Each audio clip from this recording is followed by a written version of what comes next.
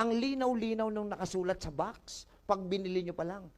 This product should be given if the kid is already 12-year-old above. Dahil kahit pa paano, pag 12 anyos, mataas na immune system. My God, paliwanag mo nga sa akin, 3 taong gulang pa lang yung anak o apo nyo nakahawak na ng cellphone. Para saan? Imagine, hindi pa marunong mag-ABC, naka-cellphone na.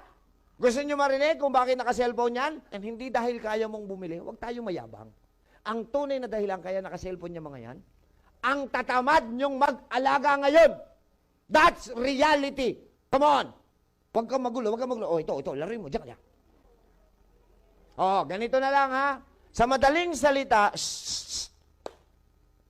you are doing your own kids. And because you are your kids, may sasabihin lang ako, medyo masaklap to ha. Pag nakita mo silang nasa kabaong na, huwag mo lalakasan ang iyak mo. Bakit? You're the ones putting them into their coffins. Bakit mo iniiyakan eh? Ikaw may kagagawa nun. Alam nyo, pinakamasakit sa damdamin ng isang magulang. Mamatayan ang anak. Hindi ba aling mamatay ang magulang na nauna? Bakit? Nauna tayong pinanganak. Pero para mamatay ang anak na nauna pa sa magulang, masakit sa damdamin ng magulang yon. Ang tanong, sino naglalagay sa kanila sa kabaong? Ikaw!